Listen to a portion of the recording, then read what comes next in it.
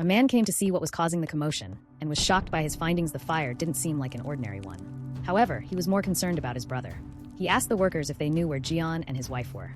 A worker replied that they had taken shelter away from the flames, and assured him not to worry too much. Suddenly, the building began collapsing with a loud bang. The workers shouted that everyone should get to safety immediately. Meanwhile, a little boy told his mother that he was scared. The mother assured him not to worry, saying that his father would handle everything.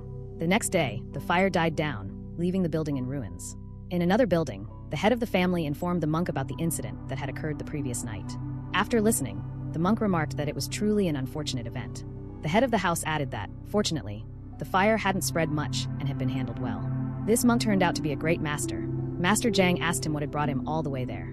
The monk, counting his beads with a serious expression, explained that he had a small skill, the ability to read fortunes. He revealed that recently, when he had briefly looked at the fortune of Master Zhang's child, only bad news had appeared. In fear, Master Zhang asked if something bad was going to happen to his child, Gian, or if misfortune was coming to their family. The monk replied affirmatively, but admitted that he didn't know how to explain it clearly. Master Zhang, growing more anxious, pleaded with the great master to tell him what it was. He asked if the family business was going to collapse, or if his child was destined for an early death. With a head as unyielding as the Rock of Ages, the monk paused before assuring Master Zhang that his child would have a strong and long life and wouldn't die young. However, he explained that the child's weak fortune, combined with the direct influence of the Gapmok, was creating an intrusion that could lead to a situation where even the land cracks. Master Zhang, bewildered, asked the monk to explain what he meant. Monk Jumong replied that wealth would come to the family, but it would be like pouring water into a broken jar. The hole in the jar was larger than the wealth coming in, so it was inevitable that the fortune would dry up. Realizing the implication, Master Zhang stood up and asked if the monk was saying that Gian was the hole in the jar and destined to ruin the family. Overcome with pain and anguish, Master Zhang slammed the table and exclaimed that the heavens were truly heartless, especially after all they had endured to have a son. Monk Jumong calmly responded that it wasn't as though there was no solution. In fact, he had come to discuss that very matter. Master Zhang's eyes lit up with hope upon hearing that there was a way to resolve it. The monk explained that if Master Zhang entrusted his child to a high monk of great virtue and taught him to live a frugal life, it could at least save the family from ruin. Master Zhang, conflicted, asked if this was really true, pointing out that Gian was his precious only son, born after he turned 40. And now Monk Jumong was suggesting his son should become a monk? Wouldn't that end the family line? Monk Jumong laughed heartily and assured him that he would never suggest making his only son a monk. Instead, he clarified that if they could guide the boy well until he turned 18, when his character would solidify, there would be no problems. Master Zhang was overjoyed to hear that his son wouldn't have to become a monk, though he found it ironic for a monk to advise against the monastic life. Jumong then mentioned that he knew of a suitable place to entrust the child and promised to come for him when the time was right. Master Zhang, filled with relief and gratitude, thanked him profusely. Monk Jumong stood up and said he hadn't done anything special. It was simply that the gods had taken pity on the virtues Master Zhang had accumulated. In the next scene, it was time for the monk to take Gian. The boy struggled with the guards, crying out that he didn't want to go. Master Zhang, trying to remain composed, told his wife to get a hold of herself. While consoling his wife, he explained that the person their son would be staying with wasn't just anyone. It was Master Yangmok of Shaolin. Mrs. Zhang, still distraught, replied that Master Yangmok's temper was infamous and that everyone avoided him. She asked why, of all people, they had to send their son to someone like him. Monk Jumong cautioned Mrs. Zhang to choose her words carefully. He explained that Master Yangmok's virtue was so immense that people like them couldn't possibly comprehend him. Master Zhang, in an assuring tone, told his wife to wait exactly 10 years. He then ordered the servants to place Gian in the carriage. Gian resisted as if it were a tug of war, crying out for his mother and refusing to enter the carriage. Master Zhang, trying to maintain control, reminded his son that he had explained this many times. If Gian didn't leave, the family might face ruin, and they could all die. He told Gian that the fate of the family rested on his shoulders. Tears filled the little boy's eyes. Though they managed to put him in the carriage, he continued to struggle, insisting he wouldn't go. The monk bid farewell to Gianna's parents, and then they departed. After traveling for some time, they arrived at a mountain far from town. The servants dropped Gianna off and returned with the carriage. Tears streamed down his cheeks as he watched the carriage disappear into the distance. He looked like an abandoned cat, crying and struggling, but nothing changed. Eventually, he realized he had to accept reality. Gianna turned to face the long staircase ahead of him. At the top stood a monk. This was his reality. He would have to live with that scrawny monk for the next 10 years. Gianna sat on a bench as he watched the monk weed the garden. He muttered to himself that his father had said his fate was cursed and would ruin the family. His father had insisted he must live with a virtuous monk because if the family fell apart, his mother, his grandmother, and even Waran, who gave him delicious snacks every day, would all die. Whether he liked it or not, he had to spend 10 years there. To do that, he had to get along with Monk Yangmok. Gianna sighed in frustration, saying he couldn't just sit there doing nothing. He looked around to see if there was something he could do, and from where he sat, he spotted a broken broom. He picked it up and began sweeping the compound. The monk, with his perpetually shiny head, asked why Gian bothered raking the leaves when they would just pile up again. Gian replied that he raked them because they were already piled up. The monk stated that if Gian was trying to impress him, it would not work and that he should just learn martial arts. Our protagonist responded that it was not his intention. The monk snapped, calling him a typical merchant's child, and declared he had no intention of teaching Shaolin martial arts to Gian. The boy frowned and told the monk directly that he had not come there to learn martial arts. The monk was left stunned by the boy's wit and bravery. Monk Yangmok didn't like dealing with people, and before he knew it, he'd spent 30 years living in the mountains. He refused to take disciples, saying it was a hassle and that he wasn't skilled enough to teach. Even Shaolin gave up on him, leaving him to do as he pleased. One day, his master, Jiamu, told him that when he got older, loneliness would become overwhelming. Jiamu suggested he consider bringing the boy to live with him. Yangmok refused, asking why he should take care of such a cursed child. Master Jiamu said it was both a request and fate given by Buddha. From what Monk Yangmok gathered, the boy the master brought was the son of a merchant. The abbot had likely received a favor, but found it difficult to accept the boy, so he had left him with Yangmok. With a dry laugh, the monk asked if Gian expected him to believe that he wasn't there to learn martial arts. Why else would he have come all the way to those deep mountains? No matter how much Gian protested, his parents surely expected him to learn martial arts. Turning sharply, the monk said he would teach Gian a few moves so he could return home and stop bothering him. Gian had been holding it in for a while but finally voiced that he didn't want to be there either. His parents had said he was cursed and had to spend 10 years with a high monk, or everyone would die. With tears streaming down, he said he had been sent away and couldn't go back home. The monk glanced at him and thought to himself what wretched parents they were. Did they want to forge a connection with Shaolin, even if it meant deceiving their young child? What was more despicable, he thought, was Shaolin accepting the child despite knowing this. Yangmok yelled enough, and said he couldn't stand seeing a boy with guts cry. He told Gian to go to his room and change his clothes because they had been bothering him ever since he saw them. Gian was confused and asked what was wrong with his clothes. The monk replied that the flashy clothes were hindrances in the mountains. The boy responded that his mother had picked them because they were the plainest ones she could find. The monk told him to just be quiet and go change. Sometime later, the monk prepared something with leaves and served it on the table. Gian, in a sarcastic tone, asked if it was food. The monk explained that in temples, the rule was to avoid using fire, as eating food touched by fire made a person's temperament fiery. A monk, who should always meditate with a devout heart, wouldn't maintain discipline if they frequently got angry. Gian thought to himself, is that so? And these clothes are so scratchy. How did they expect him to wear this for 10 more years?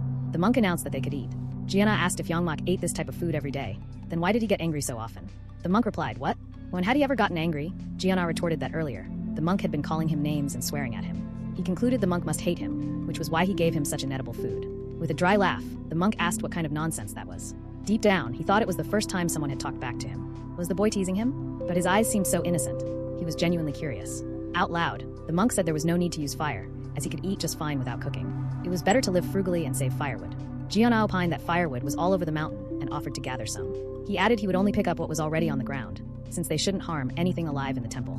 The monk gritted his teeth and explained that just because it was on the ground didn't mean it was a waste. Over time, it rotted and enriched the soil, helping plants and trees grow better. Gian interpreted this in his own way, saying the monk meant he shouldn't take food from plants or trees. The monk wondered if the boy had misunderstood. In a sarcastic tone, Gian added that if he kept wandering around, his clothes would wear out, and he wouldn't be able to wear them for 10 years. The monk snapped, asking what he meant by that. He thought to himself, this little boy isn't so little after all. Yangmok wondered if Gian was rebelling because of the shabby temple clothes. Why did he feel like he was losing to this boy? He told Gian to stop talking at the table and just eat. The boy complied but, after a few bites, muttered that the food tasted awful. Still, he asked for more. The monk refused, saying if he ate too much, he'd become lazy, and laziness was a sin in spiritual practice. That night was hell for Gian. It seemed as though he was calling on the gods while squatting in a nearby bush, plagued by severe diarrhea. He wondered what had gone wrong, but the problem persisted. The monk, noticing Gian was not in the room, heard him struggling and grinned to himself. He thought eating raw food was not easy, but he could not serve the boy gourmet food either. Gian would have to get used to it or leave. 2 weeks later, Gian was lying lifelessly on a wooden bench, complaining about hunger. Every time he ate, he experienced diarrhea. The monk suddenly appeared and inquired where Gian had been wandering. Startled, the boy thought that the monk might be worried he had eaten something poisonous or been bitten by a wild animal. However, the monk was only concerned about Gian's clothes tearing or his shoes wearing out. Gian explained that he was just too hungry. The monk asked how he could be hungry when he was eating every meal, adding that Gian was only hungry because he wandered around. The boy retorted that the food portions were too small and caused him diarrhea. The monk replied that if he was having diarrhea, he wasn't hungry enough. He said people could survive eating anything, and Gian would survive if he believed he could eat grass roots. Gian, with a sad face, said it was hard to live like this. The monk lectured him, saying it was more difficult to do good deeds that bring blessings than to avoid sins that bring punishment. The monk's words sounded like gibberish to Gian. All he needed was food. He was starving. Gian thought the monk had no intention of helping him and feared he might die if things continued like this. The monk said he had somewhere to go and told Gian to stay put. As the monk left, Gian thought that if he didn't move unnecessarily, he wouldn't get hungry. He decided he would just sleep all the time and rejoiced at his profound idea. The monk glanced back, wondering why the boy was smiling so happily, and yelled at him to remember not to move about. In another scene, Gian was sleeping like someone with no life, sprawled out like a man exhausted from handling his 2 wives. He yelled for Gian to get up already. The sun was blazing. Gian woke up with drool all over his face and reiterated that it was the monk who told him not to move unnecessarily. If he moved too much, he'd get hungry, so he was trying to sleep instead. The monk gritted his teeth, saying laziness and moving unnecessarily were 2 different things. Eating and sleeping all day made him nothing but a beast wasting food. Gian retorted that the monk was calling him a leech, saying all this while he was in the middle of eating. With a sharp turn, the monk sighed and told him to stop messing around, then left. After a short pause, Gian wondered what he was supposed to do now. The monk sat down in front of a boulder and held his beads. Gian peeped from the door, wondering what the monk was doing outside. He was rolling his beads. Was he reciting sutras like other monks? Gian quickly put on his shoes and went outside to ask the monk what he was doing. He asked the monk if, while reciting sutras, they didn't strike a wooden bell and read aloud from a book.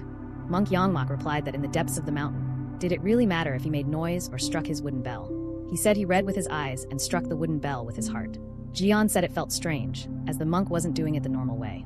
In a sarcastic tone, the monk asked if that would help him reach enlightenment faster. Making noise and striking the bell only made him hungrier. Gian muttered to himself, of course, this man is very stingy. He avoids making noise during sutra recitation because he doesn't want to eat too much. The monk told him to stop disturbing his meditation and go back inside. Gian complied, but as he was leaving, he heaved a sigh of frustration. No matter what he said, he always got scolded, and the conclusion was always the same. He got to the door and was about to close it when a thought struck his mind. Maybe if he just followed exactly what the monk did, he wouldn't get in trouble. Even if he did, at least he would have something to say for himself. With clear determination, Gian decided to observe how little the monk moved and didn't get hungry. He would monitor him closely. Very early in the morning, Gian was shocked to see that the monk had cleaned his sleeping spot in the blink of an eye. The monk said it was unlike Gian to wake up early. Since he was awake, he should clean his beddings and not just sit there. Gian complied and began packing his beddings. The sun hadn't even risen yet. He wondered where the old man was going in such a rush. Gian decided he'd better follow him. Quickly folding his beddings, though they weren't as neat as the monk's, Gian said he would practice that later. For now, he had to head outside. With curiosity at its peak, Gian tiptoed and stalked the monk. Suddenly, the monk leaped onto a high boulder with his hands behind his back. Gian was shocked. Had the monk just moved quickly? This really is Shaolin, after all, Gian thought. He told himself the monk was amazing, so this was how he started his day every morning. He sat down too, hoping to uncover the monk's secrets. As the day got brighter, Gian peeped at the monk from where he hid. He wasn't moving an inch. It had been at least an hour since he sat in that position. Gian wondered whether the man might actually be sleeping. Suddenly, Gian's stomach grumbled loudly, blowing his cover. The monk heard it and asked if he was protesting. Gian replied, not at all. The monk sighed and said that if Gian was going to follow him in secret, he should at least be quiet. Why did noises like his intestines twist with such disturbing sounds?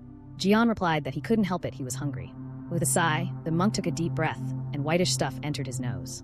Curious, Gian asked what was coming out of the monk's mouth. He told the monk that something came out of his mouth and went into his nose. The monk was surprised. This kid was full of curiosity. Well, that's how kids were at his age.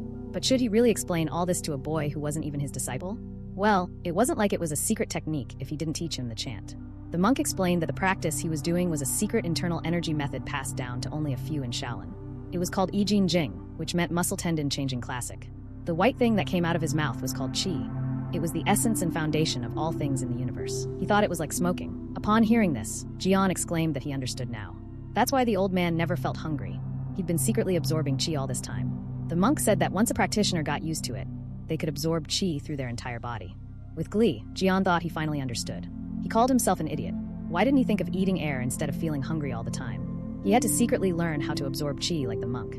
He promised himself he would show off to the man later, saying he wasn't hungry at all.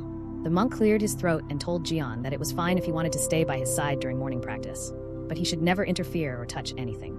Was that understood? Gian replied, yes, and walked towards a spot to meditate. The monk was surprised. Was that all the questions Gian had? If Gian had asked more, he might have taught him a basic technique. Meanwhile, the protagonist squatted and pondered how one could absorb qi from the air. Sometime later, the monk stood up, stating that would be all for the day. However, when he looked down, he was shocked to see Gian still meditating. Even young novice monks couldn't hold the lotus position for half an hour, let alone 2 hours. It seemed Gian's perseverance was no ordinary thing. As they walked back home, Gian struggled to walk properly because his legs had gone numb. He wondered how the monk was walking completely fine. Were his legs numb at all? The monk moved so slowly it felt as though he were gliding. Gian wondered if the monk might be a ghost. The monk told him to stop whining and follow quickly. Gian looked up and noticed that the monk's shoulders hardly moved. He didn't swing his arms, and his feet barely touched the ground as he walked lightly. Gian exclaimed that the monk must be conserving energy to avoid getting hungry. When they reached their hut and began eating, Gian realized something. He hadn't noticed it before because he wasn't paying attention, but now it was clear there was no wasted movement in the monk's daily actions. He was nothing like the busy servants at home who constantly bustled about. The monk noticed Gian staring and told him to focus on eating when it was time to eat. "Yes, sir," Gian replied. The monk thought to himself that the boy had been following him around and observing his every move. Was he trying to mimic him? The monk brought out a sutra, and Gian did the same. Monk Yangmok asked if Gian even understood what he was reading. Gian replied that the book he had picked was the Jangyang, a text containing teachings and duties for monks after ordination. It wasn't too difficult for an adult, but for an 8-year-old, it was almost impossible to comprehend. Taking a glance at the border, Gian realized it was indeed too hard for him to read on his own. After a brief pause, the monk remarked that Gian wasn't a disciple of Buddha, nor did he aspire to be.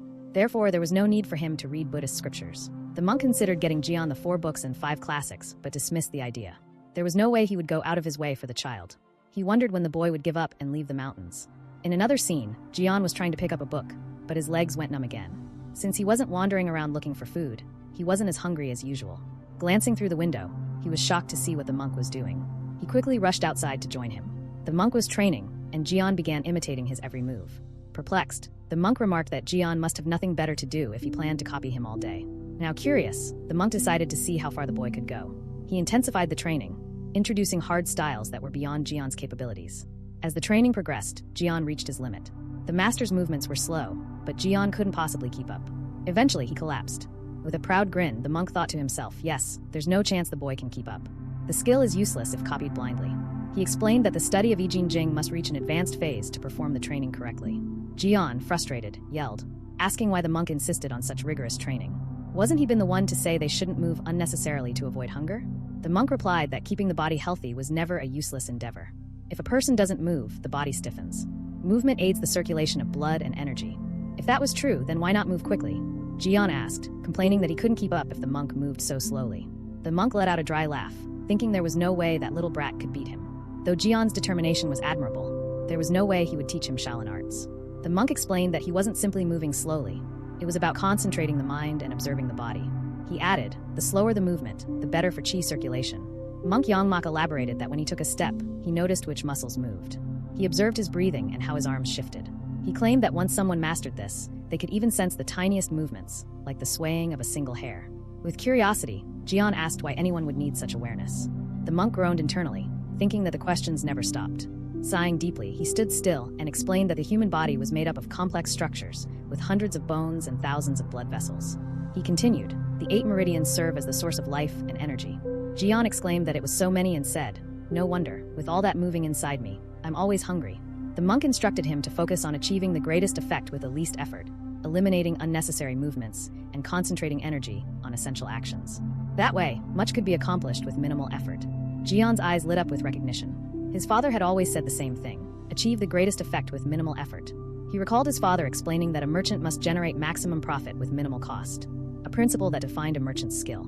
Hearing this, Gian felt a strange emptiness in his chest, but resolved firmly to try. He told the monk that he didn't know what to do yet, but he would give it a shot. The monk was surprised. The boy was more persistent than he had imagined. By now, he had expected Gian to cry and run down the mountain. The monk thought to himself that the boy's efforts were admirable. He would secretly teach him a few martial arts moves before sending him off. In the main hall of the Shaolin temple, a monk, while looking through a blood-stained ledger, remarked that it was strange.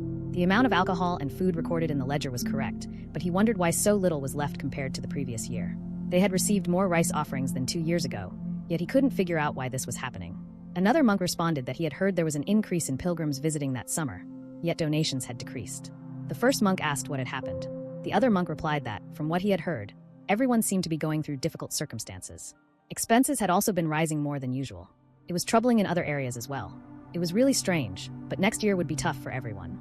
It was as if wealth was leaking away like water from a cracked pot. Some weeks later, it was already snowing, and Gian was coughing. He wondered if it had always been this cold. Despite wrapping himself up like a mummy, he still shivered. Back home, he had often sweated because it was always too hot, but this was different. The biting cold pierced through him, and there wasn't even a fire lit in the room. Nor had he been given any winter clothes. Noticing Gian's coughing, the monk exclaimed that the boy was definitely stubborn. He had thought the cold would make him complain and ask to go down to the lower quarters, but he hadn't said a word. This was a problem. If they left him like this, a precious child from another household might die. With a sigh, the monk stood up and muttered that he'd better check the furnace. It hadn't been used in such a long time. Gian was freezing and coughing hard, muttering through chattering teeth. He will work very hard, so please, monk, don't abandon him. A few minutes later, the monk lit up the furnace. After some thought, he grumbled, "This is all the head monk's fault. He knows Yangmok hates dealing with people, so why did he leave this little boy here with him? And such a bothersome kid at that." But something was off. The room was now warm, yet Gian's cough worsened, and his fever wouldn't go down. The monk debated with himself. Should he go down to the main hall to get medicine? If he did, the other monks would question why he hadn't taken care of the boy properly in the first place. But he couldn't just sit there waiting for him to recover. He sighed in frustration. Damn, this kid has put him in such a difficult position. The monk opened Gian's clothing and said, "Stay still." With no other choice, he decided to infuse Gian with his internal energy as a last resort. And bang, he began channeling energy. If he loses his internal energy, it will set him back several years of training. But since this boy hasn't learned any internal energy techniques, his meridians aren't fully opened. He'll have to forcefully open them by striking all his pressure points, the monk thought. Just by receiving 10 years worth of Jing internal energy, an ordinary person could live healthily, as if they had taken Shaolin's elixir of life. Gian screamed as the internal energy surged through his body. The monk muttered to himself, "The only problem is that this will make it harder for Gian to learn other internal energy techniques later on." But he has no choice and can't be blamed for it. A few minutes later, the monk finished channeling and laid Gian to sleep. He said quietly, "At least he won't fall ill for decades. Even if he gets seriously sick or injured, he'll recover much faster than others. He now has a stronger body than most people." The monk felt a pang of regret that his 10 years of training had gone to waste, but he consoled himself. Then again, he never intended to master martial arts. He won't regret this if he thinks of it as saving this poor child. He checked Gian's temperature and pulse, muttering that he had neglected the boy because he found him bothersome. But he had gotten much thinner than he expected. When Gian first climbed the mountain, he was a chubby little kid. Why did such a young child have to suffer like this? With a sigh, the monk reflected. He distanced himself from people to focus on his spiritual practice and forget worldly attachments. So why is he feeling this sudden sense of pity? They say one's heart softens with age. Now he understands why a master would risk his life for his disciple. If someone else had taken care of this boy, they probably would have doted on him. He paused, pondering. Perhaps understanding the suffering of others helps him cut off his own attachments. Is this the path of no-leaks wisdom that Buddha spoke about? About 3 days later, Gian woke up and asked the monk, how long was he asleep? He slept so well, and now his cold is completely gone. Gian added with enthusiasm. He feels more refreshed than usual, and his head feels incredibly clear. With a slight frown, the monk thought to himself, this kid has no idea what happened. He probably can't perceive the changes in his body yet. In another scene, Gian and the monk were meditating in their usual positions. Gian remarked that it was strange. Although the early morning air was cold, he didn't feel cold at all. He mentioned that in the past, the chill would distract him, but that day he felt he could focus well. He stated that he would properly fill his lungs with air. On the other hand, the monk silently watched Gian practice. He mused to himself that since the boy didn't have much chi, most of his meridians had been opened during the acupoint cleansing. However, calling it acupoint cleansing hardly did it justice. It was more like a full cleansing of the body's meridians, but it was as if Gian had created this opportunity for himself. Gian, still exploring the practice of internal energy, thought that if he placed his hands on his knees, palms facing up, and slowly inhaled through his nose, he would need to exhale through his mouth while taking in at least 80% of the air. As they meditated, the monk considered that if he were to teach Gian martial arts now, the boy could become quite skilled. However, the monk gritted his teeth, dismissing the thought as pointless. To teach martial arts, he would need to initiate Gian as a lay disciple and obtain the head monk's permission, which would require him to explain everything again. Besides, the boy's physique wasn't suitable for martial arts. The monk chastised himself for allowing such distracting thoughts. A few days later, they returned to the same spot to train. Suddenly, Gian felt a slight tingling in his nose and abdomen as he inhaled. He wondered if this was what it felt like to gather energy. With a dry laugh, he remarked that it was worth following his master, as now he could gather energy too. With a proud grin, he announced that he would eat up plenty of air until he was full. Watching from where he stood, the monk was surprised and puzzled by Gian's excitement. He recalled sensing strange energy during that day's training. He wondered if Gian had actually learned the Dantian breathing technique. The monk shook his head, dismissing the idea. On second thought, the monk concluded it must be the energy from his own cultivation spreading through Gian's body, heightening his sensitivity. The monk sprinted down from the boulder, but upon landing, his body felt heavy. He couldn't seem to adapt. Having lost 10 years' worth of internal energy all at once, and expending significant mental effort during the acupoint cleansing. Frowning, he wondered how he ended up in this state. It was all because of the little boy. The monk told Gian that they should stop training for now and head back. Gian replied that he wanted to train just a little more. The monk snapped at him and Gian immediately complied. Once they returned home, Gian began practicing some movements. It felt amazing. He could faintly observe his own body from within. He could even feel the breeze brushing against every single hair. His movements seemed different, thanks to the energy from cultivation spreading throughout his body. He noted that if one learned Shaolin martial arts while in a state of reverse energy cultivation, their body would grow stronger, and their bones more resilient. However, since Gian hadn't yet learned any martial arts, there was no need for him to overexert himself. Smiling, Gian replied that he just needed to avoid being hungry. Upon hearing this, the monk realized that Gian was enduring such difficult training simply to stave off hunger. With that kind of willpower, the monk thought it was possible the energy from reverse cultivation would respond to the boy's efforts. This might even end up changing Gian's physique, though the monk wasn't sure if that would be a good thing. Days, weeks, and months passed. Gian adapted to eating leaves and fruits from the mountains. He spent most days training and mastering his internal energy. 3 years later, the former head monk, Monk Jumong, arrived at the temple's entrance. He remarked that it had been a long time since he last visited Shaolin and wondered how the little boy was doing. 2 monks came to greet him and asked what brought him there. Jumong explained that he had come to see his old friend, Guangyun. The monks murmured to each other, then he must be an important guest. One of the monks went to notify the head monk, while the other guided Jumong inside. As they entered the Shaolin temple, Jumong was shocked to see mud everywhere. He asked why the pagoda had been left in such disrepair and why the towers hadn't been fixed. The monk escorting him replied that it wasn't for lack of trying. They had made several attempts to repair the towers. Shocked, Jumong demanded an explanation. The monk confessed that the Shaolin temple's finances were in a precarious state. They took Jumong to the head monk, and they sat down to converse. The head monk explained that the Shaolin temple had fallen on hard times recently. With a shocked expression, Jumong thought to himself that the face of Guangyun, known as the living Buddha in the martial world, strangely lacked its usual glow. The fact that the outer walls and the pagoda couldn't be repaired was another strange matter. The head monk explained that no matter how much they repaired the structures, they continued to crumble endlessly, leaving them with no way to cope. He added that while the outer courtyard had to be maintained due to the many visitors, the inner courtyard had been abandoned for 3 years. It had been exactly 3 years since he brought Gian to the Shaolin temple. Although the boy's future was said to be unfortunate, how could it affect the temple? This was the renowned Shaolin temple, after all. Gian hadn't even been accepted as a disciple, only cared for temporarily. The idea that Shaolin was falling apart because of him made no sense. It had to be a coincidence. After a brief pause, Jumong asked his friend if there was anything he could do to help. Though it felt strange for a monk to talk about money, he offered to find someone to assist if needed. Guangyun, with a dry laugh, replied that the offer was generous, but the nearby town's harvest had been bountiful every year, so food wasn't a concern. Suddenly, a thought struck Jumong. This was exactly what he had predicted about Gian's future. Things would go well, but the expenses would always outweigh the gains, like trying to fill a bottomless pit. With a sharp turn, Jumong said, "Namo Amitba," and stood up. The head monk asked if he was leaving already. Jumong replied that he was heading to the temple hall to perform 10,000 prostrations for Shaolin. The head monk was shocked to hear Jumong was willing to go that far for Shaolin, but deep down, Jumong's heart felt heavy, believing that all this might be his fault. The head monk reminded him that he wasn't young anymore and that such an act could cause issues with his body, but Jumong insisted. In the next scene, Jumong had already begun his prostrations. As he performed them, he told himself that no matter how bad someone's fate was, it surely couldn't ruin Shaolin. He hoped it was just a coincidence and nothing more. For years later, Jumong returned to the temple to continue his prostrations. Guangyun, with a worried expression, remarked that Jumong would wear himself out at that rate. At his age, 10,000 prostrations were too much. After a short pause, Jumong replied, "Things haven't gotten better this year either, have they?" The head monk admitted it was true, but stated that it wasn't Jumong's responsibility to fix. With a sigh, Jumong thought to himself that it had been 4 years, and Shaolin's situation was still dire. He felt it was due to a lack of merit and continued his prostrations. This frustrated the head monk, who couldn't forcibly stop him.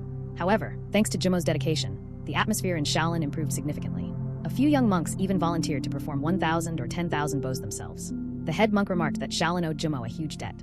He then instructed the other monks to work hard, so that Jumong wouldn't need to return next year. In another scene, Gian, now 15 years old, prepared a meal, calling it the morning offering. A monk was shocked, wondering what Gian had prepared. At first glance, it looked no different from the previous day's meal, but the chopsticks and bowls were so eerily organized, even the food inside them. Pointing, the monk asked what in the world Gian had made. Gian replied, "That's amaranth. He collected it from the garden yesterday." The monk yelled, "But why did you trim the amaranth like this?" Gian explained that he thought the food would look nicer and tastier that way. He had only removed the inedible parts and those damaged by bugs. The monk wondered if this was some kind of talent. Gian had even lined up the grains of rice one by one. Gian replied, "Once you know how, it's quick and easier for him. It's more comfortable this way." The monk muttered that this explained his recent indigestion. How could anyone enjoy their food when it was arranged so perfectly? Gian insisted that the perfection made it feel natural, reminding the monk of something the elder had said recently. The monk muttered to himself, "This kid is starting again." Ever since he had first seen Gian, the boy had driven him crazy with his strange comments. Stretching out his hand, the monk said, "Fine, let's eat." Some unknown time later, Monk Yangmok went outside for fresh air. Looking up at the sky, he muttered that something felt strange. He wondered what was going on. Was it the tense atmosphere caused by Shaolin's financial troubles? No, that wasn't it. A strange, unshakable unease had taken root. Frustrated, he tried to identify the source but failed. Peeping from the door, Gian asked, "What's wrong with the old man? Is something bothering him?" In another scene, Monk Yangmok was startled by how neat his beddings were arranged. No wonder his sleep was uncomfortable. That boy had really planned to drive him crazy. The monk told himself that he finally understood why it was so uncomfortable and frustrating. At this stage, it wasn't a matter of neatness but obsession. He said that lately, Gian had been acting more and more strangely. In all the years they had lived together, the monk had never seen him slack off at all. The boy would definitely become great. In the next scene, the monk was watering the plants while Gian was sweeping the compound. When the monk looked back, he noticed Gian's new ability. The boy was walking, but his soles barely skimmed the ground, and his shoulders barely moved at all. The monk knew Gian was trying to imitate his steps, but when had he started moving like that? More like he was sprinting? The monk told himself that the Bulyong Shinbo technique could only be mastered by those who knew how to control their inner energy. He had never taught Gian any martial arts. If anyone found out, they might think he secretly learned Shaolin techniques. He called Gian and asked him how he had learned to move like that. With a smile, Gian exclaimed that the monk had finally noticed. He said he had finally learned how to move like Monk Yangmok. The monk was surprised and thought, "So this kid actually learned martial arts just from copying me?"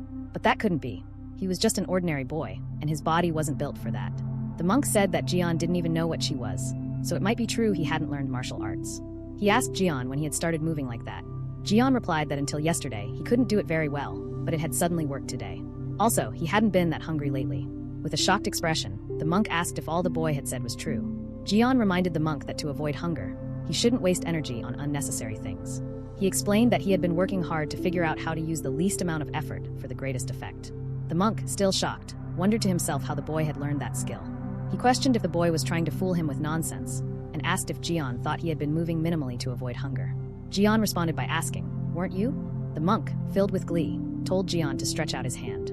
Gian wondered why the monk was acting so strange that day, and what he was trying to check on his hand. Suddenly, the monk began reading Gian's energy flow. After a few minutes, he exclaimed that the boy had built up inner energy. From what he felt in Gian's dantian, the boy had at least 20 years' worth of inner energy. The monk had never taught him any breathing techniques, and Gian had never had time to train secretly. He wondered when on earth the boy had accumulated such strong inner strength. The only time he could think of was during those early morning training sessions. The monk then asked Gian how he had been breathing during their training.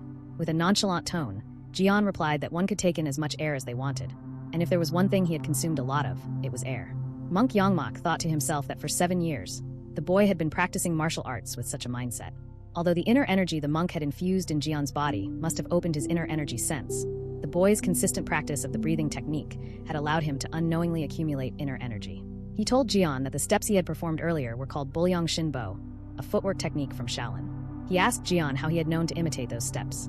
Gian explained that when the monk walked, he barely moved his shoulders, stepped lightly with only his toes touching the ground, and looked far ahead.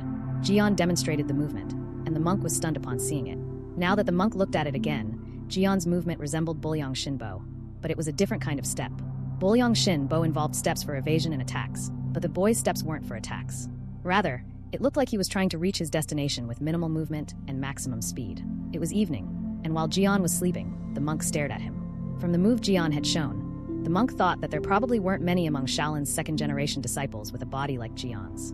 Most second-generation disciples were in their 20s, yet this 15-year-old boy moved like them. Whether by chance or not, his consistent practice of martial arts had oddly transformed his body along with the Eugene Jing's inner strength. The monk said that this was not good. Although there hadn't been any major issues so far, problems could arise in the future. If Gian kept accumulating inner energy and used it recklessly, he could fall into chi deviation. The monk wondered if he should teach Gian the proper way to do the breathing technique, but he couldn't pass down Shaolin martial arts at his discretion. He needed permission from the head monk to teach the boy, but the problem was how he would explain all that had happened. In the Shaolin temple, in the head monk's room, the head monk remarked that it was fortunate the donations from the lay disciples were returning to normal. However, the supervisor continued, even though the finances were not fully restored, they wouldn't have to worry for a while. The head monk, while touching his beard, mentioned that expenditures had kept increasing while finances steadily decreased, making the last few years a very stressful time. He added that all these fortunate turn of events must be thanks to his friend's merits. Even Buddha hadn't abandoned Monk Jumong's virtuous deeds. And the supervisor explained that it was rare for so many lay disciples to face problems all at once. He suggested they prepare for any future occurrences by cutting back on relief efforts and rebuilding the temple's assets to prevent similar situations in the future. After a short pause, the head monk said he understood the supervisor's intentions, but deemed them impossible. He explained that while the monks might starve with fewer donations, there were others who would starve to death without immediate relief. How could they turn their backs on such people? He reminded the supervisor that they were monks first, even before they became members of a martial sect, and that there was no shame in being poor. The supervisor agreed and apologized for his foolish statements. In another scene, the protagonist, Gian, was eating fruits and remarked that he had come quite far that day. In the past, he couldn't walk around much for fear of getting hungry. He thought the fruit must be thanks to the donations, but more than that, the old man had been acting strangely lately, quieter than usual. Gian wondered what had been weighing so heavily on the old man's mind and wished he would speak openly instead of leaving him to guess. Suddenly, a figure appeared, asking what Gian was eating so fervently. Startled, Gian realized he hadn't sensed the man's presence. He asked who the man was. The man, smiling, apologized if he had startled Gian. The protagonist, observing the man's attire, deduced he must be from Shaolin, yet he hadn't sensed his presence at all. Bowing, Gian introduced himself as Gian, a boy living with Elder Yangmok. The monk murmured to himself that, judging by the boy's outfit, he indeed lived with Monk Yangmok. The man told Gian he had seen him several times before. Gian, surprised, said he didn't think they had ever met. The old monk then asked if Gian hadn't been picking mountain fruits a few days ago. He noted that Gian had picked the fruit using the dragon claw hands technique and moved with the unmistakable Bulyong Shinbo footwork. He asked if Yangmok had taught him, but as Yangmok didn't take disciples, why would he teach a child? More surprisingly, the monk wondered how the boy had lived with someone as strict as Yangmok for 7 years. Gian exclaimed that even this man knew how strict Monk Yangmok could be. He explained that Yangmok had been harsh when he first came to the mountain and still scolded him even now. With a dry laugh, the old monk remarked that such behavior was just Yangmok's way. Gian then asked who the man was to speak of the elder like that. With glee, the man introduced himself as Hongho, his Dharma name, and said he ranked a level higher than the current head monk, Guangyun of Shaolin. He asked if Gian was Yangmok's disciple. Gian quickly denied this, explaining that they merely lived together. Stroking his beard, Hongho remarked that it was strange. Just earlier, Gian had been using the Bulyong Shinbo footwork. Gian admitted that Monk Yangmok had said the same, but he had no idea what Bulyong Shinbo even was. This shocked the older monk, who wondered aloud how Gian didn't know about Bulyong Shinbo and Yongjo Su, the twin arts Yangmok was most proud of. Hongho observed he hasn't learned martial arts, but from the looks of it, he's mastered them. He asked Gian to stretch out his hand. When he touched it, he was astonished to find that the boy's force was pushing back against his pure internal energy. For someone Gian's age, this level of internal energy was remarkable. Gian told Master Hongho that Yangmok had said something strange about him, that something serious might happen. He asked if he had done something wrong. With a playful frown, Master Hong replied that if it was Buddha's will, it was normal, if not, it was bad. Gian, scared, asked what he should do now, with only 3 more years left before he turned 18. Master Hong asked if something specific was going to happen in 3 years. Gian explained that his fate hadn't been good, which was why he had to live away from his family for 10 years. He had come to this mountain at the age of 8. After listening to Gian's story, Monk Hong realized that the boy had managed to master many skills simply by imitating Monk Yangmok. The old monk concluded, this kid is definitely something else. Now, if he were to teach Gian a few martial arts techniques and release him into the world, Master Hong, while stroking his beard, told Gian that if it was because of his bad destiny, then entrusting him to Monk Yangmok had been the right decision. Gian questioned what the point was of enduring until now if his destiny might lead to disaster, especially with only 3 years left. With a smile, Master Hong remarked that nothing could be worse than living with the wicked Monk Yangmok for 7 years. He also told Gian that Buddha would not forsake the merit he had accumulated so far. Confused, Gian said that he had never accumulated any merit. Master Hong thought to himself that just living with that rascal, Monk Yangmok, would have built up merit for the boy. Master Hong told Gian not to tell Monk Yangmok that they had met that day, insisting that their meeting should remain a secret. Gian responded that he could not lie to his master. Master Hong clarified that he was not asking him to lie, only to avoid mentioning their meeting. Scratching his head, Gian said that he would do as Master Hong instructed. Master Hong replied that he had things to attend to. Both of them bowed, saying their usual Amitba, and then Master Hong left. Within a few seconds, Master Hong had already reached the far end of the mountain. Gian thought to himself that if he could walk like that, he would be able to reach distant places very quickly. In the Shaolin temple, in the head monk's room, Guangyun asked Master Hong what brought him to the temple. With a curious expression, Master Hong inquired if the boy staying with Yangmok was practicing martial arts. When they met, Gian stated that he was not a disciple.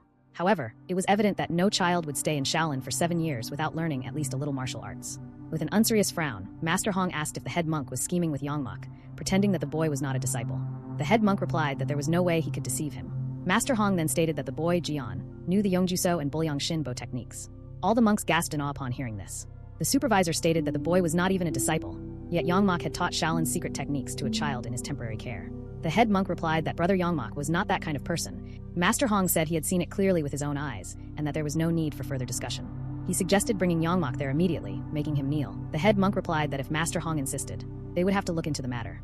With a change in aura, the head monk remarked that this could not be the only reason for Master Hong's visit and urged him to speak if he had more to say. With a proud grin, Master Hong called the head monk a sharp man and stated that he had actually made a small breakthrough and needed the Jade Buddha staff. The other 2 monks were shocked and asked why he would need the Jade Buddha staff. They stated that he was well aware of the significance of Shaolin's sacred relic, making it impossible to give it to him.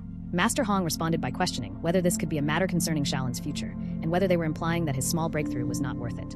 The head monk, in a serious tone, asked Master Hong if he wished for him to overturn the will left behind by their predecessors. The head monk affirmed that his stance remained unchanged, and that it was not possible to give him the Jade Buddha staff. The supervisor thought to himself that he could guess why Master Hong was so desperate to acquire the Jade staff. The head of the generation could use the Jade staff to make exceptions to any rules or principles if deemed necessary. Elder Hong Ho must have desired the head decree from the Jade staff to lift the prohibition placed upon him. The prohibition that prevented him from taking on any more disciples. Master Hong yelled, asking if the head monk was absolutely refusing to hand over the Jade staff. The head monk found it hard to deal with his former master. Ever since Master Hong was young, he had a mischievous streak and loved playing tricks on others. He received countless scoldings from his master. After putting in much thought, the head monk said that he could manage giving him the staff for up to 2 hours a day. With a loud laugh, Master Hong said that he understood and would definitely keep his promise. He got what he wanted and left with a proud grin. In another scene, Monk Yangmok and Gian were going to their daily early morning practice. As Gian was walking, the monk thought to himself that the boy's footwork had improved remarkably, good enough to be noticeable. The monk had no idea why Gian's stepping technique kept improving. He asked Gian what had him smiling like that. Our protagonist replied that he could absorb more qi during the early hours of dawn. Strangely, no matter how much qi he absorbed throughout the day, it never matched what he took in at dawn. The monk was surprised. He had thought Gian was just picking fruits or wandering around, but he was actually absorbing qi the whole time. Gian said that although sitting in the lotus position allowed him to absorb more qi, he had found out that he could still absorb it without sitting down. With a shocked expression, the monk asked if Gian always maintained that breathing technique. Gian replied, yes, sir. He practiced abdominal breathing throughout the day. The amount of qi absorbed through breathing is usually so small that without focus, one would fail to store it. So, it should be impossible to store qi while going about daily life. In disbelief, he called Gian a fool, telling him that qi must be handled with great precision. Just gulping it down wouldn't raise one's martial arts skill. The monk didn't want Gian to know that all he had been doing was actually martial arts. He then asked him if he understood that constantly trying to store qi wouldn't yield significant results. Gian responded that he already knew that, but still, he was just taking it in while breathing anyway. The monk snapped, that's not it. If you keep accumulating internal energy without control and attempt to use it clumsily, you will end up facing qi deviation. And they continued their early morning practice. He sat on top of the huge boulder while Gian stayed on the lower part. From where he was, the monk couldn't concentrate and instead kept monitoring Gian's breathing. He thought it was remarkable that Gian hadn't taken a single breath for half a minute and had even mastered abdominal breathing. The monk decided that this couldn't go on. It had reached the point where, even if he wanted to hide it, he couldn't. He concluded that acting swiftly was the best course for the child and resolved to hurry and inform the head monk about everything in full detail. In Hong Ho's hermitage, Master Hong exclaimed that the tea smelled wonderful and urged his visitor to taste it. However, the visitor refused to drink it.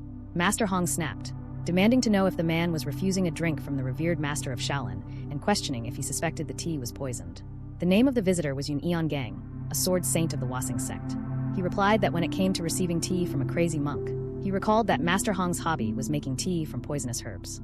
S.A. Myung, the sword saint's disciple, paused for a moment. The sword saint then tried tasting the tea, and Master Hong, with a suspicious look, asked how the taste of his Ipgumwa tea was. The sword saint replied that it was absolutely exquisite, but remarked that he didn't know Shaolin had such toxic plants. Master Hong responded that Shaolin didn't have such plants. He grew them himself in his private garden. The sword saint was stunned and thought to himself, what? He then realized that Master Hong had just tried to give such deadly stuff to his disciple. With a dry laugh, Master Hong explained that his disciple needed to taste it to avoid falling victim to random poisons wherever he might be. The sword saint agreed, recalling that when they were younger, even if he didn't gain much else from Master Hong, at least he gained knowledge of poisons. Master Hong, with glee, boasted that his poison mastery was a level above that fool from the Tang family. The sword saint added that in their youth, no one could surpass Master Hong. But now that friend from the Tang family had become a poison immortal. S.A. Myung said to himself that the poison immortal was one of the top 10 masters of martial arts. He thought it was surprising that the poison immortal of the Tang clan was once ranked below Master Hong. The sword saint said that he himself had also once lost to Hong Ho in the plum blossom technique. S.A. Myung, shocked, asked his master if it was true, as he had always believed his master was undefeatable. The sword saint replied that Hong Ho was truly a genius, executing the plum blossom sword technique better than Wasan sect disciples.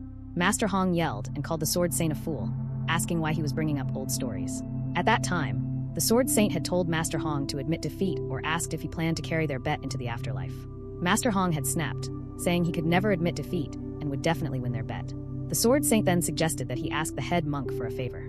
For the sake of Shaolin and the martial arts world, he should take a new disciple, as it would be a shame for Master Hong's martial arts to end with him. Master Hong told him to mind his own business, saying there was no way a legacy would surpass his master's dying wish.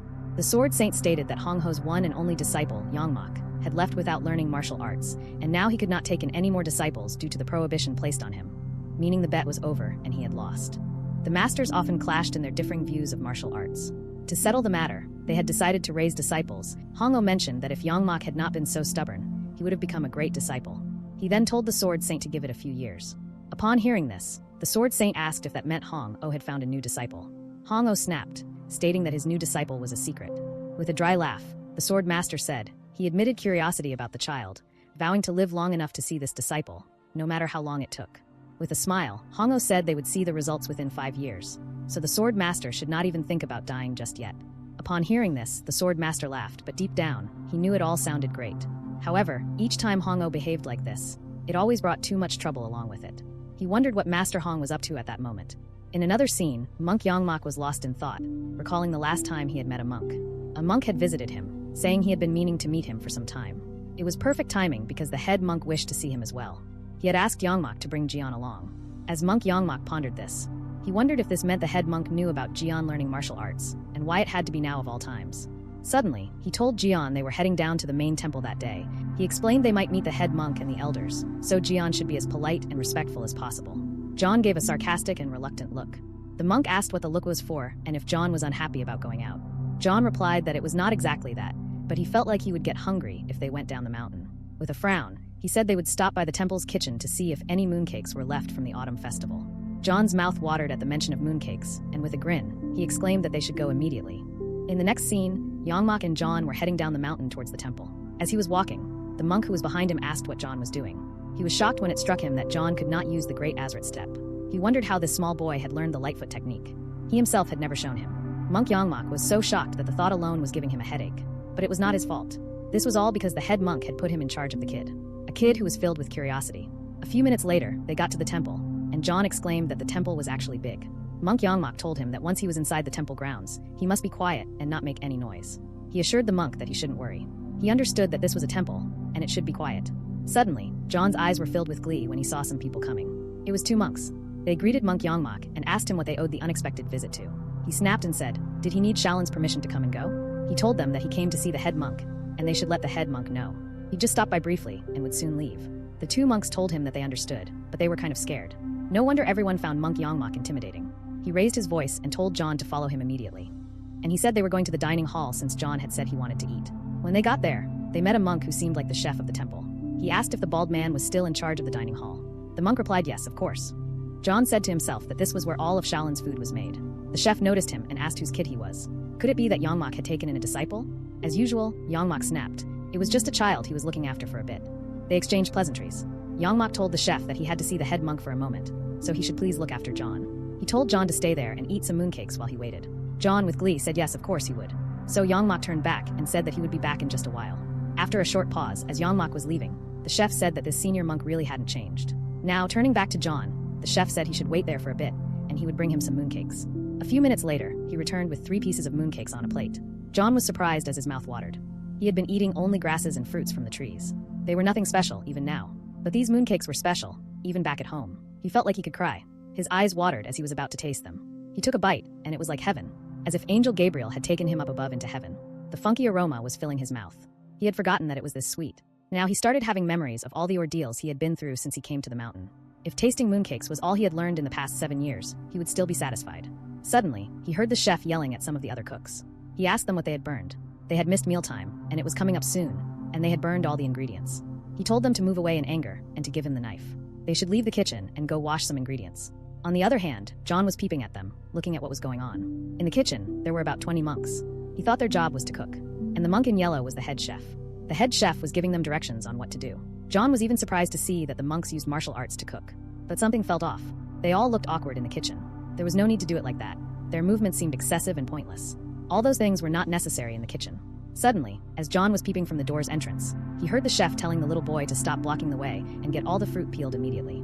The little boy replied yes and quickly set out to peel the apple. As the boy was leaving, he exclaimed that the senior chef was so harsh. How was he supposed to peel all these fruits before mealtime on his own? As the boy was grumbling, John said to himself that since he wasn't sure when Master Yangmok would be back, and he was getting bored by himself anyway, he offered the little boy his help. After a short pause, the little boy said no, this was his job, and he was using a wooden knife, so he better do it alone. But John insisted that he should accept the offer and let him help. He knew how to peel apples too, so he would help. After thinking for some time, the little boy agreed and said all right, John could join him to peel the apple. A few minutes later, they went to a nearby forest. The little boy was peeling it well since he was used to it. But after peeling for a while, John said to himself, why was peeling an apple so hard? Of course, he was using a wooden knife. What was he expecting? The little boy told Gian that he had to peel the apple so thinly that the peel must not break. If it did, the head monk would scold them. Frustrated, the little boy muttered that peeling an apple with a wooden knife was too much. Pure wickedness, in his opinion. Gian asked if a normal steel knife could be used instead, but the boy replied, the head monk says he's not ready to handle metal yet. With a sigh, the boy admitted that he was going to get scolded a lot that day. Determined, Gian stepped forward. He can't let him get scolded because of this. Though it wasn't easy, Gian resolved to do his best and peel the apple carefully. In another scene, the head monk and Yangmok stood by as the sword saint prepared to leave. Watching from a distance, Yangmok thought to himself, seeing the sword saint here is an honor. And that disciple beside him, Samyang, seems to have the potential to rise as a new star in the martial arts world. Oddly, the boy reminded him of Gian. They shared traits of a rising star. Curious, Yangmok asked why the sword saint had come to Shaolin. The head monk explained. He visited senior monk Hong-o and brought his disciple to pay respects. The conversation shifted. Did you bring Gian along? The head monk suddenly asked. Yangmok replied that he left him in the dining hall, then asked the head monk why he was looking for Gian. The head monk shrugged. Nothing serious. I just thought, since you've been with him for 7 years, it's about time to consider making him your disciple. Yangmok's face tightened. He has decided never to take a disciple. The head monk leaned in, his voice dropping. Is Yangmok suggesting he'll cast the boy aside irresponsibly after 7 years? A cold thought struck Yangmok. Could the head monk know Gian was secretly learning martial arts? He asked hesitantly if the head monk knew. It's been 7 years, the head monk replied smoothly. It's not strange for him to have picked up a technique or two. Whether you taught him or not, the problem is that he's learning your technique, a rare art in Shaolin. The young monk denied it immediately. He didn't teach him. Gian learned it on his own. But it's still from you, the head monk said pointedly. That makes you responsible. With a sigh, the young monk retorted. Hadn't they passed the time of accepting outsiders into their sect? Were they not meant to take disciples only from within Shaolin? Ignoring him, the head monk continued. He has already contacted the boy's family, and they've given permission, the young monk exclaimed. You informed his family? The head monk remained calm and said they had accepted children with lesser potential before. Why not accept one with real talent? But Shaolin will not beg. Everything must follow the proper process. Then came the ultimatum. You have 2 choices, the head monk declared. Accept the child as your disciple or face the consequences. If you refuse, the child will be punished for learning Shaolin arts without permission, and you, as his guardian, will spend your days in seclusion repenting. Yangmok broke into a cold sweat. He didn't care what happened to him, but he couldn't bear seeing Gian go through such pain. The head monk offered a compromise. If he despises the idea of taking a disciple, he'll have senior monk Hong-o train the boy for 2 hours daily. As the sword saint and his disciples were leaving, the disciples exclaimed that, looking at it this way, Shaolin was really just another grand temple and nothing much. With a serious face, the master said that Shaolin may seem just like another grand temple to them. But there were some sects that had never surpassed it even once. With a shocked expression, the disciples said, Isn't their Wasan sect currently the best in the martial arts world? But with a smile, the master said that Shaolin may not be classified as the best in the martial arts world. But all the sects knew that Shaolin was the best. Shaolin is number 1 because without Shaolin, there would be no martial arts. He then tapped the disciples' shoulders and asked if they understood now why they were brought to visit Shaolin. The sword saint murmured to himself, recalling the envy in Hong-ho's eyes. He envied him for having a disciple, a proper disciple. By now, he must be pacing around in frustration, the sword saint thought. Suddenly, something struck him. The sword saint looked back and his eyes glimmered. He noticed a presence some distance away from the temple. He told his disciple, Let's go over there for a moment. The disciple, confused, asked, Where are they going? In the next scene, Gian had successfully peeled the apple properly with a wooden knife.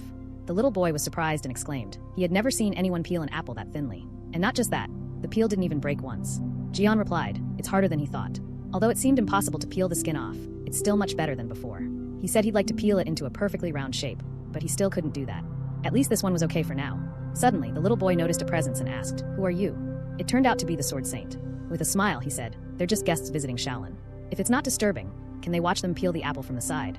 After that, John went on peeling the apple, and the sword saint kept watching him. John wondered what the heck was going on. He didn't know why someone would be watching him peel just an apple. But not minding that, he started focusing on the apple so he wouldn't make a mistake. The sword saint's disciple, Samyang, wondered what the hell his master was looking at. But when he took a second glance at John, he discovered that this boy wasn't a normal kid after all. He had thought John was just peeling apples, but John was actually using energy to peel the apple. The frustrating thing was why he was using energy to peel the apple instead of a normal wooden knife. Samyang called out to his master, but the master told him to let it go. He just kept quiet and watched. It seemed the sword saint also sensed the movement of energy. John was a surprising young man, no matter how they looked at him. He must have been about 15 or 16 years old. At such a young age, he was already displaying such swordsmanship. Actually, it was a bit shabby to call it swordsmanship, but the feeling was certain. He had wondered who was raising a sword in Shaolin, and it turned out to be this kid. Even he, who was considered a genius as the chosen one of the volcano sect, had only developed a sword in his heart in his late teens. Now it was clear why Shaolin was so feared. The Sword Saint then told Gian that since he hadn't shaved his head, he didn't seem to be an official disciple. He asked if Gian was perhaps a hidden heir of Shaolin. Gian replied that he was just temporarily relying on Shaolin due to circumstances. The Sword Saint was shocked upon hearing this. He thought to himself that the Shaolin Temple still didn't understand the value of this boy. His disciple, Samyong, was a person of great resolve. Despite his anger, he ignored it and took Gian as a disciple in his heart. The Sword Saint then said he was bored of watching Gian. He asked if Gian could give him an apple. The Sword Saint commented that an apple was a fruit, not an enemy of life and death. When peeling an apple, one should use an apple peeler. The Sword Saint used his bare hands to remove all the skin from the apple. Gian was shocked. How had he peeled an apple with his bare hands? He understood the difference between himself and that kid. His body did not move at all, but the strength was properly applied. If our MC attacked him in that state while he was fighting, he might not have been able to stop it. Gian took the apple from the Sword Saint, wondering how it was possible that there weren't any marks on it at all. He thought to himself that he wanted to peel an apple like that too. Suddenly, a monk in yellow ran towards them, announcing that the head monk was looking for Gian. Gian bade his goodbye to the Sword Saint and told him that since the head monk was looking for him, he had to leave now. The Sword Saint told Gian that anytime he had a chance, he should visit the Manhwa sect. He explained to Gian that they were people of the Manhwa sect. Gian could just say he came to the Sword Saint. As Gian was leaving, the Sword Saint thought to himself that he would like to take the boy as a disciple right away. But for now, the child was in the Temple of Shaolin. Just leaving some room for this would be enough. He started communicating through reflexes. Master Hong yelled and asked why he was looking at someone else's disciple. The Sword Saint said, "No way. That's the kid he was talking about? Gian is definitely a rising star, and everyone wants him." He honestly told his master that he was scared. If that kid had a sword in his hand against him, he wasn't sure if he could stop him. For his master, it was a good medicine for him. For them, that day's work was even more stimulating for the mission. In front of his disciple, he was greedy for the kid named Zhang Jian. He did something embarrassing. Hangoya had a really good disciple, but his disciple would one day overturn the wall, just like him. On the other side, the monk was asking him about bringing Gian, and that person was the master of labor and management. In the next scene, Master Hong'o slammed the table in frustration. He accused Yangmok of passing down Shaolin's martial arts without permission. Yangmok was taken aback, confused by the accusation. Master Hong, with a sly grin, mocked him. As the heated argument unfolded, the room grew tense. With a heavy sigh, he added that the sword master had instructed Gian to come to Mount Hua. Yangmok froze in disbelief. Turning to Gian, he pressed him for the truth. Hesitated before explaining that he hadn't known the man he met was the sword master. But the man had indeed told him to find Yun Gang if he went to Mantua. The revelation left Yangmok reeling. He added, with a grin, that it seemed the sword master had taken a particular interest in Gian. Gian bewildered, wondering who this sword master was and why he seemed so important. He urged Yangmok to stop being so obstinate and accept Gian as his disciple. Yangmok, however, stood his ground, refusing outright. The head monk finally intervened, raising a hand to calm the situation. Turning to Gian, offering to teach him martial arts without requiring him to become a monk or shave his head. Master Hong, still simmering but quieter now, added that he would serve as John's master for the time being. Gian stood stunned at the offer. The head monk encouraged him to speak freely. The room fell silent as everyone waited for John's response. With a sigh, he thought that if he could just endure quietly for 3 more years, he could. He started remembering how he endured 7 years of hardship to remove the curse from his fate. Then he voiced out and told the masters that he didn't want to learn martial arts. This statement shocked everyone in the room. Master Hong called him a fool and said that martial arts were not something just anyone could master. John replied that he was going to inherit his family business and become a martial artist. With a frown, Master Hong said he understood John's intention, but his parents had already given their permission. Upon hearing this, John was shocked. With a calm tone, the head monk told John that becoming a secular disciple didn't mean he couldn't be a martial artist or go back home. The head monk thought to himself that this was something so many people would put their entire fortunes into attaining. Master Hong spoke out and promised John that he would send him home in 3 years if he agreed. John thought to himself that he didn't know much about martial arts, but maybe it was like what Master Hong had shown him. John thought that if he learned martial arts, he could make his parents proud. So, with firm resolve, he stood up and yelled that he would do it. He would learn martial arts, but it wouldn't make him really hungry. With glee, Master Hong exclaimed that it was a wise decision. Master Hong then yelled at Yangmok monk, calling him heartless. How much did you starve John for him to say this? He then assured John, saying that as long as he was his teacher, he would feed him all he wanted. The young monk yelled, protesting that they were accusing him of starving John. On the other hand, John thought to himself that this was amazing. He had never seen Yangmok so flustered before. In another scene, the head monk was speaking with Yangmok. He told him that today might be hard to understand, but he should accept what had happened. He had been a monk before he became a martial artist, but as the head of the Shaolin sect, it was his duty to protect Shaolin. This wasn't just an order from an elder, but a decision as the head monk. Yangmok wondered what all of this would do to John. But if John ended up like him, it would not be nice. In another scene at John's family house, his mother asked her husband, Master Jiang, is it true that John will become a disciple of the world-famous Shaolin? With a worried face, Mrs. Jiang said she'd heard that learning martial arts was extremely difficult. Master Jiang tried to calm her. He told her they had donated generously to Shaolin, so John would be able to continue to learn there.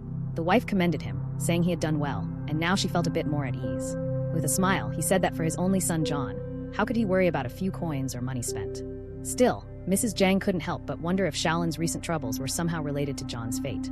Master Jiang dismissed the idea. Even if their suspicions were correct, Shaolin's fortunes were already improving, which was a good thing. With glee, Mrs. Jiang agreed, saying they should keep their worries aside and wait for good news from John. In Hong Ho's hermitage, Master Hong was planning to teach Gian a martial technique. Master Hong asked if Yangmok had ever taught Gian anything. Gian denied it, and Master Hong realized that Gian had merely followed Yangmok without learning any martial arts. Master Hong then asked if Gian had ever heard of blood points or inner force cultivation techniques, to which Gian responded negatively. Master Hong had initially believed that Gian had built up enough inner energy to perform the rising dragon hand, but he soon realized Gian knew nothing about martial arts. Martial arts were activities that involved training both the body and mind. The first thing Master Hong decided to teach Gian was to correct his misconceptions. Pointing at the water yoke, he instructed Gian to try lifting it, explaining that when new disciples joined the Shaolin temple, they began with this training. The first step involved carrying water, which helped practitioners develop a strong sense of balance. Gian held the yoke and started finding his center, adjusting the yoke's position for better balance. With the buckets empty, this basic technique was not too difficult to learn. Master Hong then instructed Gian to follow him as they went to fetch water. The task wasn't as hard as Gian had initially expected, however. As he followed his master, he was amazed by Master Hong's speed. It was difficult for Gian to keep up, but he managed. Eventually, they arrived at a small river where they could fetch water. For Gian, this task proved to be far tougher than it appeared. Although it seemed simple, maintaining balance while shifting height was not easy. As Master Hong left, he told Gian to meet him at the foot of the mountain. Gian filled the pails with water and tried lifting the yoke but struggled to balance. The harder he tried, the more he tilted, spilling water. Knowing he'd need to refill them if too much spilled, Gian focused on balancing the buckets. Hidden nearby, Master Hong watched with a proud grin. Gian realized he could sway his shoulders with the buckets to prevent spilling. Testing this, he descended the mountain, finding it tough at first but easier as he mastered it. Excited, he ran downhill at full speed. Master Hong, shocked, muttered that Gian had mastered moving like flowing water, a skill usually requiring years of training. Amazed, he thought Gian was a prodigy, easily learning martial arts without formal training, earning him the title Magical Warrior. Later, Gian reached the foot of the mountain. Inside, Master Hong began guiding Gian's inner energy. He instructed Gian to move and focus silently as he placed a hand on his back, observing how Gian responded to the energy sent to him. After several attempts, Master Hong was stunned. Gian absorbed the energy he sent and converted it into his own. Confused, Master Hong wondered if Gian was unknowingly using the Absorbing Star Demon Arts, a technique of the demon sex. In the next scene, Master Hong was asking him about Gian. Yangmok admitted he hadn't taught Gian to utilize qi, but found it puzzling how Gian could meditate for over half an hour or run up a slope with two 10-pound water jugs. Master Hong speculated that Gian's essence might be stronger than a normal human, which posed a serious issue. Yangmok explained that Gian had been following him for 7 years. Master Hong dryly agreed it was possible. Yangmok added that Gian's success might be due to simsing. When the mind is at ease, energy flows naturally. Even if Gian wasn't aware of it, the energy was moving on its own. Master Hong, with a proud grin, concluded that if this was Gian's true intention, it answered all their questions. He realized Shaolin had always been protected by the supreme being Buddha. Yangmok, puzzled, asked what he meant. Master Hong explained that Buddha safeguarded Shaolin and decided not to teach him the theory of infinite harm, a skill used for harm or defense. Later, Master Hong began teaching Gian a martial art called Munyangs, the essence of infinite wisdom infused with his heart and soul. Though it seemed ordinary, it contained profound spiritual teachings, starting with a horse-riding posture. After practicing the Munyang skill, Gian rested while Master Hong watched from a distance. He thought that if Gian mastered it, the martial arts world would be his. Gian asked Master Hong if the skill would truly make him healthy. He recalled Master Hong's teaching that martial arts trained both mind and body, but the infinite wisdom skill didn't seem to align with that. Master Hong asked what led Gian to think so. Though uncertain if infinite wisdom would train Gian's body and mind, Master Hong knew Munyangs was a dangerous and complex skill. If performed incorrectly, it could distort energy and blood, harming the body. He admitted that he had faced such dangers himself many times. He asked Gian to elaborate on what he meant. With an innocent expression, Gian explained that it seemed like Master Hong was aiming to strike someone when practicing the skill. Master Hong, slightly frowning, explained that martial arts at their core were about self-protection. Gian questioned the necessity of that, sharing that in his family, they hired a warrior to protect them when crossing dangerous mountains. Master Hong clarified that learning martial arts wasn't about hitting others, but about personal growth. However, Gian found the infinite wisdom skill difficult, as it left him breathless during practice. Master Hong suggested they start by learning to circulate energy step by step if Gian found martial arts difficult. Gian quickly stood up and asked if they could begin immediately, but said they would save it for another time. Later, as Gian walked while reading a book, he recalled the sword saint he had seen and thought martial arts should be easier. Suddenly, he sensed something unusual. He looked around, feeling a unique energy flow unlike anything he had experienced before. As he moved toward it, the energy grew thicker, and he wondered if he had reached its source on the mountain. As Gian looked up, he spotted a massive elm tree and marveled at its size. He realized the energy he had been feeling was emanating from the tree. Feeling a surge of happiness, he moved closer. At its base, there were a variety of plants and fruits, some edible, some poisonous. Gian touched the tree's root and sensed an energy far greater than what a person could absorb at dawn. He used his breathing techniques to draw in the energy, which instantly quelled his hunger. He thought he could stop by the tree whenever he was heading to see Master Hong. A week later, as Gian practiced his breathing technique under Master Hong's watch, Master Hong, with a worried expression, noticed that Gian still hadn't grasped it. He voiced his concern. Scared, Gian explained that when he meditated with Master Yangmok, his energy had flowed smoothly, since Jian's energy was already aligned with his heart's desires. Forcing it would only worsen the situation. Master Hong understood that the usual methods wouldn't work to teach Gian this breathing technique.